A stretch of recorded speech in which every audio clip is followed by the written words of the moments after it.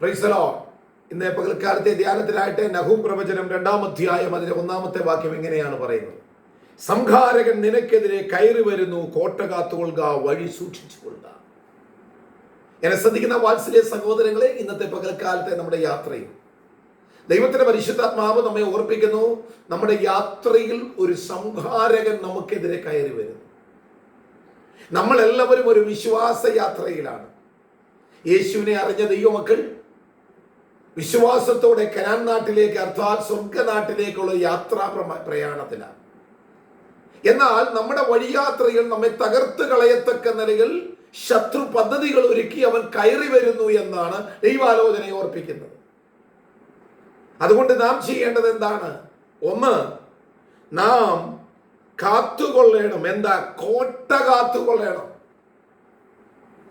കോട്ട എന്ന് പറയുന്നത് നമ്മുടെ വിശ്വാസത്തെ നമ്മൾ സംരക്ഷിക്കണം, നമ്മുടെ പ്രാർത്ഥനാ ജീവിതത്തെ നമ്മൾ സംരക്ഷിക്കണം, നമ്മുടെ ആരാധനാ ജീവിതത്തെ സംരക്ഷിക്കണം. ശത്രു ഒരുക്കുന്ന സകല പദ്ധതികളും ഇല്ലാതാകണമെങ്കിൽ, ആ പദ്ധതികൾ തകർന്നു തരിപ്പണമാകണമെങ്കിൽ, നമ്മൾ വിശ്വാസത്താൽ പണിതുയർത്തിക്കൊണ്ടിരിക്കുന്ന ആ മതിലുകളെ നിലനിർത്തിക്കൊണ്ടു പോകുവാൻ നമുക്ക് കഴിയണം.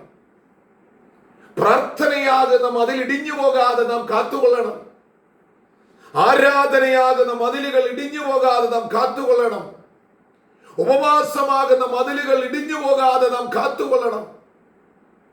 വിശുദ്ധിയാകുന്ന മതിലുകൾ ഇടിഞ്ഞു പോകാതെ നാം കാത്തുകൊള്ളണം. അങ്ങനെ കാത്താൽ സംഹാരകൻ നമുക്കെതിരെ കയറി വന്നാലും ആ സംഹാരകന്റെ വഴിയുടെ യാത്രയെ മനസ്സിലാക്കി അവനെതിരായി യുദ്ധം ചെയ്ത് നമുക്ക് വിജയം കൈവരിക്കുവാൻ സാധിക്കും.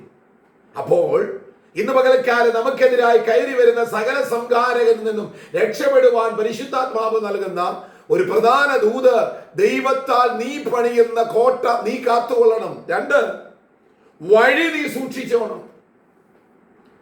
നമ്മൾ പോകുന്ന വഴികൾ ദൈവഹിതമാണോ? നമ്മൾ ചിന്തിക്കുന്ന കാര്യങ്ങൾ ദൈവഹിതമാണോ? നാം ചെയ്യാൻ പോകുന്ന കാര്യങ്ങൾ ദൈവഹിതമാണോ?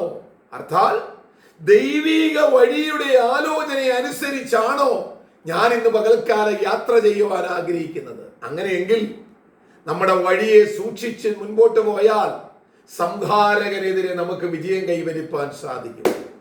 ദൈവത്തിന്റെ പൈതലേ, ശത്രു നമ്മെ ഏത് നിലയിലും തകർത്ത് കളയുവാൻ പദ്ധതിയിട്ട് നമ്മുടെ ജീവനെയും നമുക്കുള്ള സകലത്തെയും യോബിനെ തകർത്ത് കളയുവാൻ ശത്രു പദ്ധതിയിട്ടതുപോലെ എന്നെ നിങ്ങളെയും ഒരു മൺപാത്രം പോലെ തച്ചുടച്ച് കളയുവാൻ ശത്രു ഇന്ന് പകൽക്കാലം ശ്രമിക്കുമ്പോൾ, വിശ്വാസത്തോടെ ദൈവകരങ്ങളിൽ നമ്മെ തന്നെ സമർപ്പിച്ചുകൊണ്ട് നാം ഒരു തീരുമാനമെടുക്കുക. നാം ദൈവസനിൽ രക്ഷിക്കപ്പെട്ട് ദൈവകൃപയിലേക്ക് വന്ന നാൾ മുതൽ നമ്മളാൽ ആരംഭിക്കപ്പെട്ടതും പണിയുന്നതുമായ ചില മതിലുകൾ ഉണ്ടല്ലോ, ആ മതിലുകൾ ഇടിഞ്ഞു കിടക്കുന്നുവെങ്കിൽ അതിനെ ഒന്ന് പുതുക്കിപ്പണിത്. ഏലിയാവ് കർമ്മേലില് ഇടിഞ്ഞു കിടന്ന യാഗപീഠത്തിന്റെ കല്ലുകളെ പുതുക്കിപ്പണിത് യാഗവസ്തുവിനെ അതിന്മേൽ വെച്ച് അതേ സ്വർഗത്തിലേക്ക് കണ്ണുകൾ ഉയർത്തി പ്രാർത്ഥിച്ചപ്പോൾ സ്വർഗത്തിൽ നിന്നും തീയിറങ്ങി യാഗവസ്തു ദഹിപ്പിച്ചു കളഞ്ഞ് അതേ ദൈവത്തെ അറിയാത്ത ബാലിന്റെ 450 പ്രവാചകന്മാരുടെ മുൻപിൽ ഒറ്റയ്ക്ക് നിന്ന് വിജയം കൈവരിച്ചതുപോലെ ഇന്ന് പകൽക്കാലം ദൈവികമായ ചില വിജയം നമ്മുടെ ജീവിതത്തിൽ സംഭവിക്കാൻ പോകുകയാണ്. കോട്ട കാത്തുകൊള്ളുക, വിശ്വാസത്തോടെ മുമ്പോട്ട് പോകുക. പ്രതികൂലങ്ങൾ മാറും, പ്രയാസങ്ങൾ മാറും. ആർത്തിരമ്പി വരുന്ന സകല അതേ ഈശാനമൂലന്റെ കാറ്റുകളും ആർത്തിരമ്പി വരുന്ന സകല തിരമാലകളും ഇന്ന് പകൽക്കാലം യേശുവിന്റെ നാമത്തിൽ മാറാൻ പോകുകയാണ്. വിശ്വാസത്തോടെ പ്രാർത്ഥിയില്, വിശ്വാസത്തോടെ ഉപവസിയില്, വിശ്വാസത്തോടെ ആരാധീര്. ആ മതിലുകൾ ഒരിക്കലും ഇടിഞ്ഞു പോകാതെ വണ്ണം പ്രാർത്ഥിക്കുന്ന മനുഷ്യനെ തകർത്ത് കളയുവാൻ ശത്രുവിന് കഴിയത്തില്ല. ആരാധിക്കുന്ന ദൈവവൈതലെ തകർത്ത് കളയുവാൻ പിശാചിന് കഴിയത്തില്ല. ഉപവസിക്കുന്ന ദൈവവൈതലെ തകർത്ത് കളയുവാൻ പിശാചിന് സാധിക്കത്തില്ല. ആകയാൽ ദൈവത്തിന്റെ ബലമുള്ള കൈക്കീഴിൽ ഇന്ന് പകൽക്കാലം സമർപ്പിച്ചുകൊണ്ട് ഇടിഞ്ഞു കിടക്കുന്ന യാഗപീഠത്തിന്റെ കല്ലുകളെ പുതുക്കി പണിതുകൊണ്ട് പ്രാർത്ഥനയിലും ആരാധന ആരാധനയിലും വിശ്വസ്തതയിലും വിശുദ്ധിയിലും വേർപാടിലും നല്ല രീതിയിൽ മുൻപോട്ട് പോകുവാൻ ദൈവകരങ്ങളിൽ സമർപ്പിക്കുക. സംഹാരകരെ തകർത്ത് കളയാനുള്ള ഒറ്റ വഴി അത് മാത്രമേ ഉള്ളൂ. കർത്തൃകരങ്ങളിൽ സമർപ്പിച്ച് നമുക്ക് പണിയാം. നമ്മൾ പണിയുന്ന കോട്ട കാത്തു സൂക്ഷിച്ച് മുൻപോട്ട് പോകാം. അതിന് തീരുമാനമെടുക്കാം. ഇന്ന് പകൽക്കാലം ദൈവം അനേക അനുഗ്രഹങ്ങൾ നിങ്ങൾക്ക് എല്ലാവർക്കും നൽകുമാറാകട്ടെ. ഈ വചനത്തിന് മുൻപിൽ നമ്മെ സമർപ്പിക്കാം. ദൈവം നമ്മെ ഓരോരുത്തരെയും അനുഗ്രഹിക്കുമാറാകട്ടെ.